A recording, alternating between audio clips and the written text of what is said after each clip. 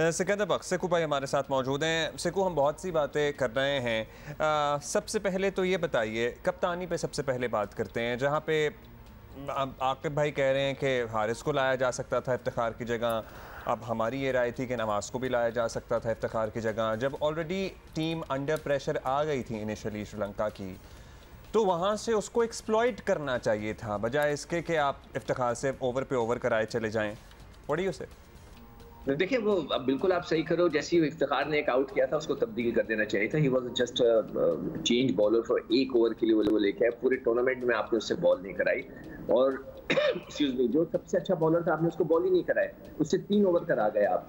फिर दूसरी बात ये कि जब हम इंडिया के खिलाफ जीते तो आपको अगर याद हो, हम बार बार सवाल उठा रहे थे कि किसने ये फैसला किया था कि नवाज को भेजें। वो शख्स कहाँ था? कल नहीं था ड्रेसिंग रूम में।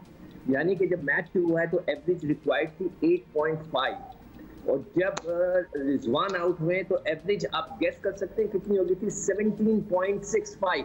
17.65। हमें नंबर 1 प्लेयर नहीं चाहिए, हमें नंबर 1 टीम चाहिए।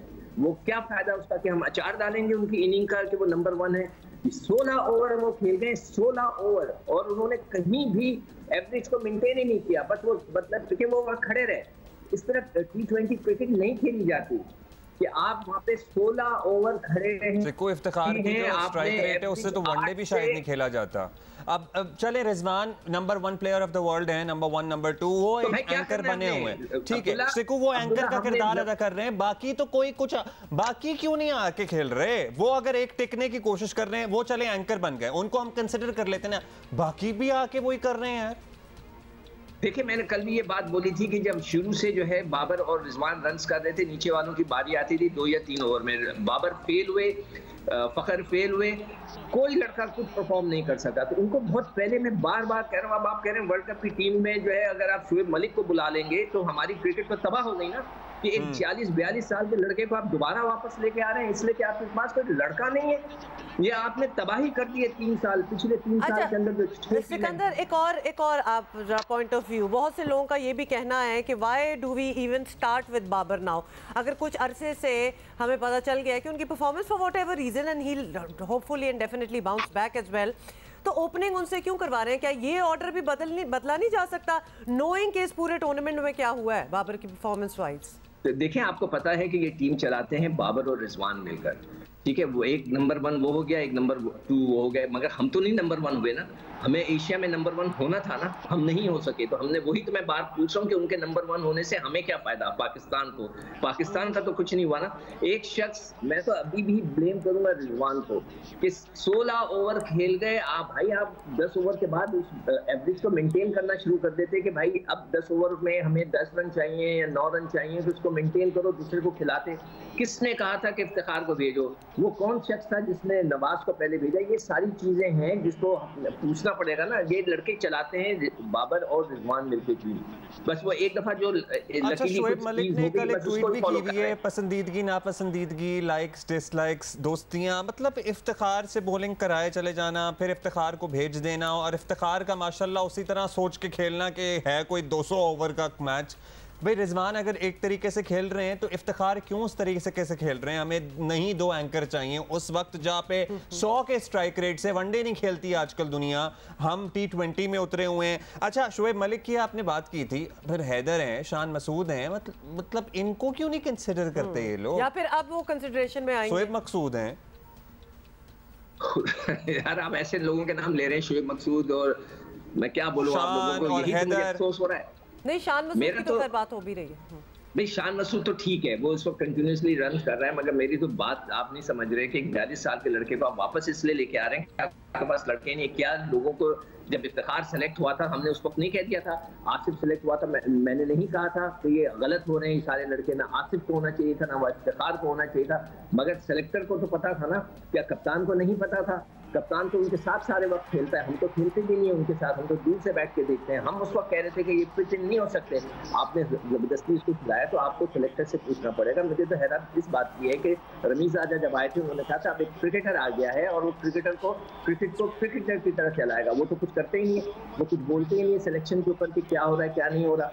तो ये तो इस तरह तो नहीं होता ना। जब आप फखर के साथ तो वैसे ज्यादती नहीं हो रही। सिकंदर फखर अगर नहीं चल रहा तो उसको भी खिलाए चले जा रहे हैं, उसके साथ भी तो ज्यादती कर रहे हैं। उसकी इस टूर्नामेंट में तो परफॉर्मेंस छोड़े, पिछलों में भी उठा के देख लें, except for this tournament Hong Kong के मैच के अलावा क्या कर सके हैं वो?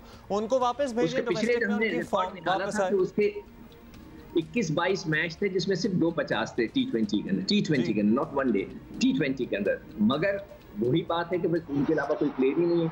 अगर आप उनके टीममेट से पूछेंगे तो वो कहेंगे उनके अलावा कोई प्लेयर ही नहीं। तो हमने टीम ही नहीं सेलेक्ट सही की थी। वो तो तुक्के में देखें, अगर आप अफगानिस्तान का मैच देखें तो हमको कोई तीर नहीं चलाया था, हम तो ऐसी फखर करने वाली बात तो नहीं थी उस मैच पे। साथ ही कुछ दिखाना भी चाहते हैं। इंडिया के खिलाफ हमने जबरदस्त चेस की थी, मगर जिस शख्स ने चेस की थी वो शख्स को हमने बार बार पूछा कि किसने भेजा नवाज को। आप लोगों ने नवाज का कल जो है नवाज को सब भूल ही गए जो ड्रेसिंग रूम में बैठे हुए थे। तो मुझे नहीं समझ में आया कि किस तरह ये टीम चली है। मैं सारी जो जिम्मेदारी है मैं रिजवान पे डालूंगा। It can not be anchoring T20 की जहाँ पे एवरेज 8 की हो रही है और आप जो है उसको एवरेज को 17 तक पहुंचा दें और फिर आउट होकर वापस आ जाए। तो हमें नंबर 1 प्लेयर नहीं चाहिए था, हमें नंबर 1 टीम चाहिए थी। जो औरत शोर कर रही थी वो पाकिस्तान के लिए शोर कर रही थी, रिजवान के लिए या बाबर के लिए नहीं कर रही थी कि वो नंबर 1 नहीं है, नंबर 2 नहीं है। तो हमें अपने इंडिविजुअल परफॉर्मेंसेस के बजाय हमें बैठ के सिलेक्टर साहब को और टीम मैनेजमेंट को एक बेहतर और बैलेंस टीम सिलेक्ट करनी है। टीम मैनेजमेंट की बात कर रहे हैं तो चेयरमैन पीसीबी क्या कहते हैं कल की शिकस्त पर? हालांकि वो बाय द वे बड़े पुरुमीद हैं क्योंकि कहते हैं कि यही टीम जो है वो वर्ल्ड कप भी जीतेगी। तो ये टीम अगर होगी तो फिर तो और टेंशन हो रही है हमें सुन के। एग्जैक्टली उन्होंने क्या कहा ये सुने। ये टीम जो है ये कैपेबल है, इंशाल्लाह वर्ल्ड कप जीतेगा। इसी तरह से अपना खेलते रहें, कंपेटिटिव रहें और बड़े मैच जीतेंगे इंशाल्लाह। इसी तरह और यही टीम सिकू हमें मतलब अगर हम यही टीम लेके जाएंगे वर्ल्ड कप में तो हम कितने पूरी उम्मीद रहे। हम यहाँ चेंजेस की बात कर रहे हैं, ऑर्डर की बात कर रहे हैं, तो रमीज राजा तो बड़े कॉन्फिडेंट हैं कि यही टीम होगी एंड परफॉर्म। मुझे कहना नहीं चाहिए, मतलब मुझे बहुत बुरा लगता है कि कल पाकिस्तान, मतलब मुझे नहीं कहना चाहिए, अगर वो जीत जाता तो मुझे डर था, हम सब बैठे हंस रहे थे कहीं यही टीम ना वर्ल्ड कप के लिए चली जाए। ये टीम वर्ल्ड कप जीतने वाली नहीं। ऑस्ट्रेलिया के तो बाउंसी ट्रैक्स हैं और तो खेल ही डिफरेंट हो जाएगा।